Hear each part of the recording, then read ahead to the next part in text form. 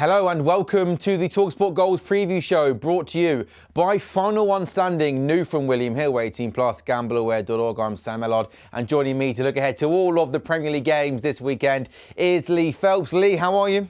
I'm good. It seems ages since we saw each other. It's just because there's been so much football midweek. I can't wait for this Saturday. I last saw you Saturday, and there's been about 450 games of football since then. And not one of those was a Premier League game. Well, there was a couple on Sunday, wasn't there? Lee, let's get straight into it then. We've got lots to discuss. Brentford v Man United, Saturday 12:30, live radio commentary on talkSPORT. United without a win in their last 7 away games. Brentford just one win in the league this season, conceded 10 goals already in 5 games, only West Ham and Wolves conceding more. And Brentford have dropped 8 points on winning positions already this season. United beating Chelsea last weekend in the league, so I can't quite believe I'm asking you this question. Can Man United win back-to-back league games? I don't think they've done that in about 50 years, Lee. The guy with the hair will start to get excited, won't he, if they win 2 in a row. They've got just under a 50% chance of winning this on the odds, 21-20. And I'm sure that'll send shudders down a lot of punters' spines. Brentford, 23-10. The draw, 13-5. Look, Brentford are shorter than Leeds to go down after their poorest start after 5 games to a Premier League season. They do keep scoring, don't they? They've scored in every game this season, despite having the lowest shots on goal ratio. Igor Thiago seems to have come in and started well. 3 goals, 3 yellows so far. Maybe he'll be involved. It looks very reminiscent of a former striker of theirs, actually, Bryan Mbeumo, who comes back to his former club. He sat behind Erling Haaland on the most shots on goal, 15. Erling Haaland's way ahead on that, and in terms of the goals as well. Goals is a constant with Man United, apart from against the best clubs, Arsenal and Man City. They've scored as well, so I see goals. For me, it's a case of picking which way you want to go with it and then attaching goals to it. I'd look out on price boost for the scorers and shots on target, but for me, I'm going to go Man United and both teams to score at 13-5. Yeah, I had 3-2 written down. I think there's goals as well. I like United. Possibly if you're building a bet builder, maybe United, both teams to score, and Mbeumo as well at any time could be an option. I think Mbeumo's looked really good, really dangerous. I actually think he's been kind of one of a few bright sparks for United this season so far in the early stage. So Brentford, Man United, Saturday, 12:30. This is quite rare, and we're going to be watching the games together on talkSPORT Goals. Saturday, 3 o'clock. Chelsea, Liverpool and Man City all play Saturday, 3 o'clock, which is quite unique to get 3 of the big teams all at 3 o'clock. Let's do Chelsea-Brighton first. Chelsea losing to United last weekend. Brighton, though, inconsistent, just 1 league win this season. Brighton have kept just 1 clean sheet in their last 17 league games. Chelsea unbeaten in their last 12 Premier League home games. I think it's going to be close. I think it's going to be tight. I'm maybe just edging towards the Chelsea win here, Lee. Yeah, me too. 3-4 the price, so a touch of odds on there. Brighton 3-1, the draw 14-5. Stepped outside of goals last week with Kwaku and producer Jamie. Had a jar. Watching the Chelsea game with Kwaku, didn't start well, did it? I mean, he had his head in his hands after the sending off and then the 3 substitutions. It was all going a bit crazy. I had to go and get a train, so I didn't see the rest of it with him. But interesting to see what he thought in the end. I can assure you, it wouldn't have just been 1 jar by the time we got to half 7, Lee. That's factual, yes. Yeah. Brighton 5 points from 5 games. It's a poor start from them. They've lost both away games, scoring 1 goal. They have rattled in 12 goals at Oxford and Barnsley in 2 League Cup matches. 6-0 twice. I mean, who'd have thought that? But stop wasting your goals in the Carabao Cup. Save some of them for the league. Go 2-0 up and just put 11 behind the ball, Brighton. No, absolutely great advice. Chelsea are very good at home. They are very good defensively at home. You look at the last 5 games at Stamford Bridge, and that's spanning the summer, of course. They've only conceded once, and that was against Liverpool when they won 3-1. Obviously, the kind of title was pretty much done and dusted then. I'm going to go Chelsea to win to 0 here. Okay. I like João Pedro to score or assist. 5 goal involvements so far this season. I think they'll get the job done. I think they'll limit Brighton, and Brighton aren't that expansive, as I said, with just 1 goal away from home so far this season. So, yeah, Chelsea to win, maybe 2-0. Palace versus Liverpool then. They are the only two teams, Palace and Liverpool, unbeaten in the Premier League this season. Liverpool, 5 wins from 5, the only team with a 100% record. Palace have won 2 and drawn 3, but Palace on the longest unbeaten run in the Premier League. That's 11 matches. It's the longest run of any Premier League side. But Palace don't do well against Liverpool. They've won just 1 of their last 16 meetings with Liverpool. Lee, is it hard to kind of put forward any other outcome than an away win here? Yeah, 17-20, Liverpool are to win it. Palace 11-4. The draw 27-10. You could argue that Palace's start is better than Liverpool's in a way, given the relative spend and the squads. I wonder if there's some low-level needle here after the Community Shield, of course, and the Matt Gay transfer that was going to happen, didn't happen in the end. Remember Istanbul as well, when Palace kind of stopped Liverpool's title Lee, chances. As a Liverpool fan, before I looked up the stats to this, I was like, tough place to go, Selhurst Park. Yeah. We never do well at Selhurst Park. And I looked at our record against Palace. Again, only 1 defeat in 16, both home and away. I think it is that Istanbul that sticks in my mind as we don't do well against Palace. Where really, in the last kind of few years, it's actually been better than I thought it was for Liverpool. Yeah, apart from the Community Shield, Look, I think they probably will get it done. Alex Isak opened his Liverpool account in the Cup, didn't he? Ekitike banned. I guess he should start. I think with, Isak scoring and Salah up front, I think it's going to be too much for Palace. When you look at Palace, they've drawn with Sunderland and with Forest at home, and we know Forest have been a bit iffy so far this season, scoring just 1 goal. That's not great, is it? They've been much better away from home. I just think Liverpool, with that attacking lineup, and I include the midfield in that, we watched them last week, and they're just purring in midfield, I think. And people are saying they're not quite at their best. Well, when they do get to their best, it's really worrying for the rest. One bet I do like here is Will Hughes to be carded. 4 yellows so far. I'd have him in a bet builder with goals for Salah and Isak, shots on target from Liverpool's midfield. I think it could be an open game, this one. Liverpool start fast, and I think they'll get early goals and win this one. Maybe 3-1. Man City, Burnley. Man City won each of their last 13 meetings with Burnley by an aggregate score of 46-2. So we know, Lee, that Man City are going to be very, very short here. We know Burnley, I'm guessing Burnley are probably quite comfortably the biggest price of the weekend. So for people watching, what's a good bet here, Lee? Man City, Burnley. Where would you advise people? What markets would you advise people to look at? Well, they'll be going in pretty much every acca, Man City. 85% chance of winning this game at 2-11 as we record this. That means that feels shortly. Burnley got an 8% chance of winning. 12. That feels highly. So the question is, if they play 100 times, do Burnley win more than 8 of them? At Man City, no. So there's your answer to your question. There's no value in the 12-1. This is my final one standing pick this week. Man City. The beauty of it is you don't have to worry about the 2-11. You just need them to win. Over 50% of players in the £500,000, the original and the biggest final one standing jackpot, have gone for Pep's men this weekend as well. Here's a bet that I like. Florentino to make over 2 tackles or to be carded. He picked up a red for Benfica against Fenerbahce in the Champions League before moving to England.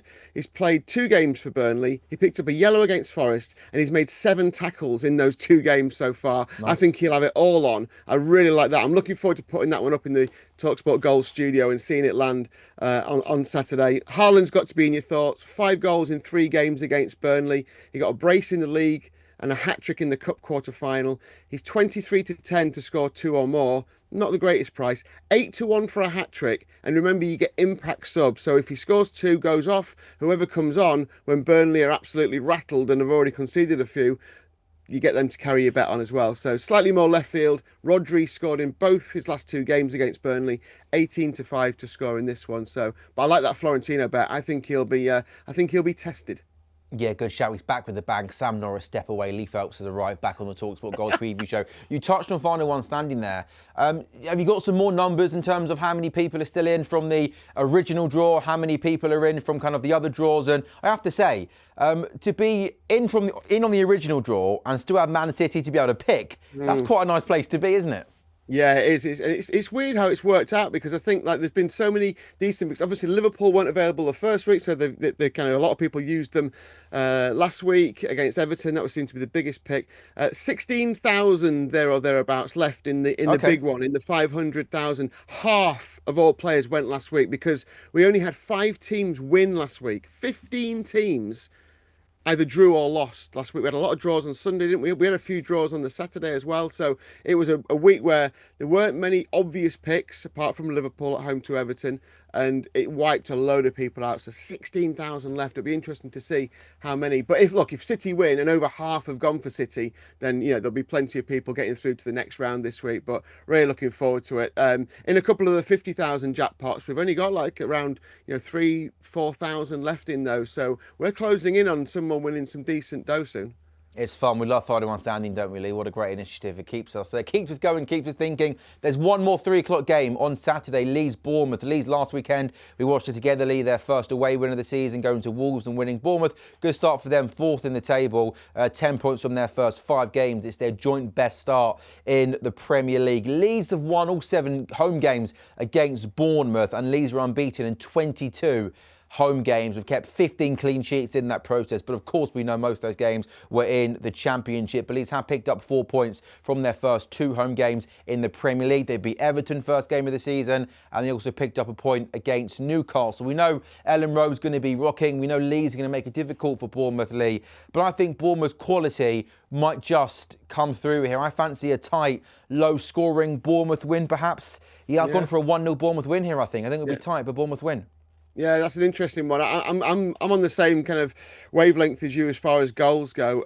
Those 7 wins out of 7, the last one was in 2022. You have to go back a decade or more for the others. So I'm always intrigued as to how these records work, because it's obviously different players, different managers, different eras of football, but they seem to just permeate through. And if Leeds win again, it'll be like, well, that's 8 from 8 then. Look, there were a lot of plaudits for Leeds beating Wolves. But it was Wolves, Leeds had 6 shots on goal, scored 3. That's not on target. That's 6 shots on goal and scored 3 of them last week. They can't rely on that. They've had 68 shots and 4 goals all season. That's a 5.8% conversion rate. Last week's was 50%. That doesn't carry on. It can't carry on. Bournemouth do rely heavily on Semenyo, of course. If Leeds can keep him quiet, I think they could sneak a low-scoring draw here. I get where you're going with it. I'm going to go low-scoring draw. I think maybe a 1-1 or a 0-0. 5 games done, 5 games still to go on the talkSPORT Goals preview show, brought to you by Final One Standing. It's new from William Hill, 18+, gambleaware.org.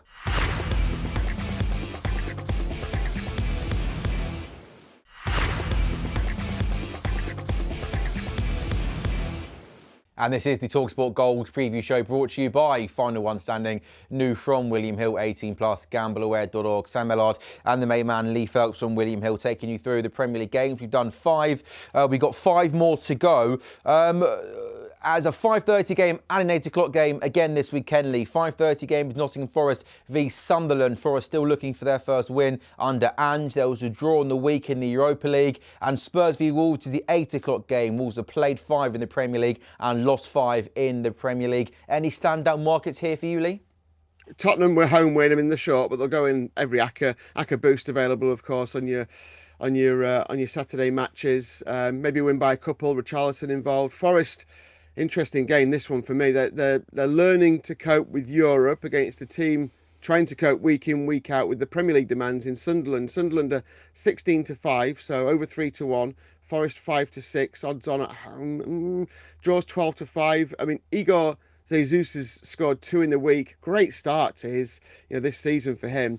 Not sure he'll start. If Chris Wood starts in this one, maybe Jesus off the bench as impact sub. So I could maybe look at Chris Wood to score, and then you got that kind of that insurance of the impact sub coming off the bench. But yeah, tight one.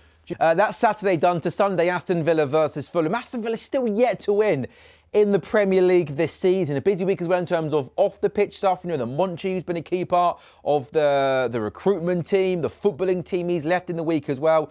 Just scored the 1 goal this season, Villa. That was last weekend in the draw against Sunderland. Fulham, meanwhile, picked up their 2nd win of the season last weekend against Brentford. How do you see this going, Lee? Can Aston Villa finally pick up their first Premier League win of the season? I don't know. I don't know either. I've been really down on Villa. I mean, when we're in the studio, I'm like digging Villa out again. You're looking at me like, oh, here he goes again. It's like there just seems to be something missing. Like, obviously, as we record this, they're playing in Europe, of course. So let's see what happens there. But they've got to come back from that. And Fulham, the 13-10, by the way, Villa. Fulham 21-10. The draw is the same price, 21-10. I'm really not sure. Have Villa got the goals? The answer to that is no, unless they suddenly find their feet and they just start going. Managers criticising the players for being lazy and maybe lost in translation a little, but there seems to be something missing in Villa at the moment. Like this team that we saw last season, who were fantastic, they haven't started well. You look at Fulham. I know your stat is exactly right about the second win, but when you look at the form, including all competitions, I know it's only the League Cup, but another win against Cambridge, admittedly, beat Brentford, beat Leeds, obviously lost against Chelsea, but had a decent start there, didn't they? Beat Bristol City, they drew against Man United, drew against Brighton. It's a good start for Fulham. I don't know if they've got enough goals to go to Villa and win, so you can guess what I'm about to say here. I think the score draw is probably the way to go. I think Villa maybe do score and Fulham get one as well. We're weirdly agreeing on a lot of stuff today, Lee, and I've got Villa 1, Fulham 1 down on. I think Fulham are a really frustrating team where they've got lots of good players. They play really good football, lots of good build-up play, technically good players. But I've always thought for a long time they just lacked that clinical number 9 to put the ball in the back of the net. And it feels like Jimenez and Rodrigo Muniz have been to the club for a long, long time. And he's never really been able to work out which one to go for, which one to back. And neither of them are just consistent enough and clinical enough in front of goal to score enough goals for Fulham to almost try and take them to that next level, which is to break into Europe. Yeah, absolutely. But that's the key to most of these clubs, isn't it? If they suddenly got a goal scorer, someone who could guarantee them, double figures every season, like let's say 15, well, suddenly that turns Fulham into a different proposition. Going to be interesting to see how Kevin gets on, who saw him in that first game, really kind of lit the place up, didn't he? Marcus Speller was telling us last week, wasn't he, that he was at the game, and when he came off, when he started, everyone suddenly got forward on the seat a little bit at the Cottage, and so it's going to be interesting to see his impact on that team, whether he can unlock other opposition defences. And Lee, I promise you, getting forward on your seat at Fulham is tricky given how tiny and congested it is at Craven Cottage. So if you managed to do that at the Cottage, well done to you. I can't wait for Newcastle Arsenal Sunday. There's something about this game at St James's Park which always feels like it's got a little edge. It's a tasty fixture. Arsenal already 5 points behind Liverpool, 5 games into the season. Of course, going into Sunday, with Liverpool playing on Saturday, it could be more. Newcastle have won 4 of their last 5 home games against Arsenal. The Gunners do not like going to St James's Park, but it is a Newcastle team this season who have won just 1 game and have just scored 3 goals. Lee, Sunday, we're working on Saturday, we're grafting on Saturday. Sunday, 4:30, cup of tea, in front of the TV. I can't wait for this one. Yeah, no, you're absolutely right, and that record is strange. I remember ages ago, back in Arsenal, with the last leg of an ACCA for me, and they were going to Sunderland, and Sunderland were no great shakes at the time, and Arsenal were decent, and they let me down. I always worry when Arsenal go to the northeast. It just seems still scarring you, Lee, all these years down the line. I know. Get over it, man. It was a good ACCA, though. It was a really good ACCA. But they always, like you just said, they just seem to. It's not that far up north, honestly, but it just seems to kind of just be a bit too far for them. Oh, no, it is far. They're 11-10 to win this, so they're odds against. This isn't Newcastle last season, isn't it? As we know, there's no Isak. You mentioned that record they've got. Isak was instrumental in a lot of in goals against Arsenal, scoring the winners against Arsenal. So, yeah, 12-5 Newcastle. Again, if they were edging a bit close to 3-1, I'd be in. Because that rule and the home crowd and everything else that goes with it. Arsenal 11-10. Newcastle have to score goals, but we know from Arsenal. I've been intrigued. I haven't spoken to you since the Arsenal game, last weekend, and that this ongoing debate over, this inability to want to go and put teams to the sword. You've got a fantastic attacking team. Go to St James's Park and blow them off the park. That's, go and do it. Go and take it to them. Arsenal are categorically a much better side than Newcastle United at the moment. Go and win the game. Yeah, and I think that's what Arsenal fans want to see. And if they went and did that, by the way, the 11-10 would look a fantastic price. Yeah, and I know it was just Port Vale, with all due respect to our Port Vale fans watching, but just Eza playing more centrally. Yeah. And playing in that 10. The way he is such an intelligent footballer, where he can find space. Technically, he's so good. He's good in tight spaces. They already just looked a bit more dynamic going forward, with Eza playing in that 10. Of course, Saka playing out wide. So look, I think I'm echoing the thoughts of many people that with Odegaard injured, the midfield three, the best balance of that to me looks like you've got Zubimendi sitting, Rice and Eze either side, not Mikel Merino. And I think Mikel Arteta will be a brave man if he goes to Mikel Merino in that kind of midfield three as opposed to Eze. I'm interested on this one, first goal scorer, because we've got two new centre forwards who have come to the Premier League, big money. Voltemada or Gyökeres first goal scorer, is the price temptingly or not? 5-1 Voltemada, 19-5 for Gyökeres. So still waiting on. The jury is still out. Is that quite big lead? Do you think Gyökeres? Not really. No, nearly. Well, I mean, look. The weird thing about this is that when you look at the Premier League top scorer market, he's right up there amongst the favourites.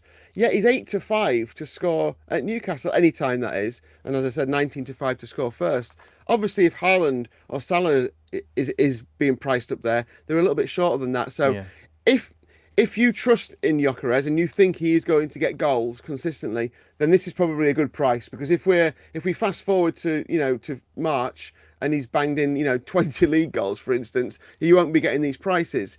I haven't seen it yet, and there's people. I listen to talkSPORT a lot, and there's a lot of ex-players on there who still aren't having him yet, are they?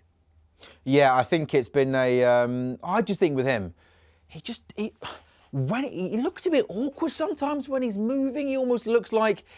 I just thought he maybe look a bit sharper. Look, I think given how good he was in Portugal, the numbers, I think he's going to be a success here, and he's playing in a good team, and they will find ways to play to his strengths. But just at the moment, I'm not sure whether it's a fitness thingy. I thought maybe you look a bit sharply, a bit more dynamic. But look, Newcastle, Arsenal, Sunday, 4:30, going to be a cracker. And we're not done there. Monday Night Football is back. And it's the David Moyes derby, Everton versus West Ham. West Ham played 5, lost 4, conceded 13 goals already this season. Every game leave for Graham Potter at this moment in time just feels like a cup final.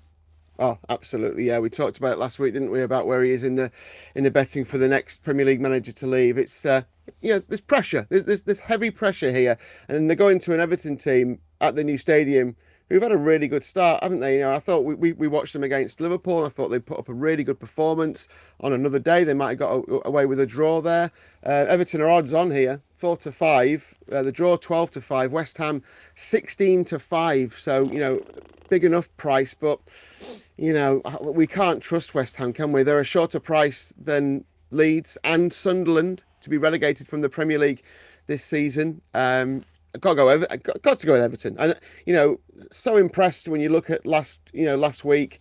We've said it so many times, and everyone else is saying it about Jack Grealish. I thought he was really good again, and I think he'll be instrumental again here. I think there's a few players in their team who are playing really well though. So Iliman Ndiaye was really good as well. The problem is who's going to score the goals consistently for them. Going back to what we were talking about Fulham, if Everton had not even prolific, but a consistent goal scorer, that would be the difference between them finishing kind of mid-table and getting into European places. Beto 17-10 to score at any time. We're not keen on his touch. Barry came on for him last week, 9-5 to score at any time. And Jai 19-10. So you can see by those prices, no one's really close to being even money to score a goal at home for Everton. Bit of a mad one, but you'd be looking at. If they had goal scorers, Jack Grealish would have more assists already, wouldn't he? Because he was putting balls in the right places. They just couldn't score them. I remember the Aston Villa game. How many times he put a great ball in the box and they couldn't put it in. Lee, you mentioned relegation odds. We know that Liverpool are favourites for the title. Just interested, 5 games into the season, in terms of odds for the race for the Champions League, are there any prices there that jump out at you? I'm not sure. Sort of Spurs have had a decent start to the season, a bit more of an outside bet, like a Bournemouth have started well. Are there any prices there that you think could be good value for people listening and watching? Are we saying top 4 or top 5? Champions League qualification. Have you got that instead? Yeah. Well, we've got both markets, top 4 and top 5. Top 5 is the interesting one, I think, because you've got Liverpool, Arsenal, Man City, Chelsea. Sure. I think most people in the country would say that's your so. top 4. Yeah. So then you go, who's next? Who's 5th? Newcastle 13-8 are the favourites among the rest. Then come Tottenham at 7-4. Then Man United at 2-1. Remember, Man United were favourite in this market when the season started because of the weight of money, because there was such a big price. Then Bournemouth at 6-1. Palace 9-1. Villa 9-1. Brighton 11s. Everton 12-1. and 16 to 1 and bigger. I mean, but really what we're talking about is those four: Liverpool, Arsenal, Man City, Chelsea. Then is it Newcastle, Tottenham, or Man United who are next? And also I think that those three teams you mentioned there all feel to me really, really short. Newcastle, Spurs, and Man United. They're all quite. Yeah. No one's doing anything, are they? Really? Tottenham, maybe. I think Tottenham are the best of those three. Spurs 7-4. Is that short? Spurs 7-4 to finish? To finish fifth. Yeah, I mean, at the minute, I think that's probably more value than Newcastle. Yeah, but, possibly. Maybe Bournemouth could be the value bet really at 6-1, given that we're talking maybe being a bit more open this year for a team to sneak into fifth place. Maybe Bournemouth 6-1 could be a good value bet. Had a decent start to the season. Yeah, maybe it's just doing it for the rest of the season. But we said that about Forest, didn't we? And they gave you a good run for your money. But I mean, to be honest with you, those prices there, I don't think there's an awful lot of there's an awful lot to get hold of with any of those prices at the moment. If pushed, I think Tottenham. If I was asked who would finish fifth right now, I would say Tottenham. Look, the better equipped. But obviously Newcastle have got, Risa to come back into the team, so they've probably got more goals than they're showing at the minute. Are you Johan Vissa's agent or something? First, did you get paid every time you say something nice about Johan Vissa? Same way you do about saying something bad about Beto. Wow, no, I'm not saying anything bad. I'm just not a massive fan. Lee, I want to take some homework, please, for Saturday. I want you to find out the last time at 3 o'clock in the Premier League, three of the Champions League teams or top 6 teams, however you want to phrase it, but you know what team I'm talking about. Yeah. The last time 3 of those were all playing Saturday at 3 p.m. What do you reckon? I'll do it for you, no problem. Lee Phelps, you're a good man. Sam Norris, step aside. The Phelps Meister is back. Thank you so much, Lee, and thank you so much for watching the talkSPORT Goals preview show. And please make sure you join us from 12:30 Saturday lunchtime on the talkSPORT YouTube channel and on your smart TVs for talkSPORT Goals. We're going to keep you across all of the Premier League action. We will see you then.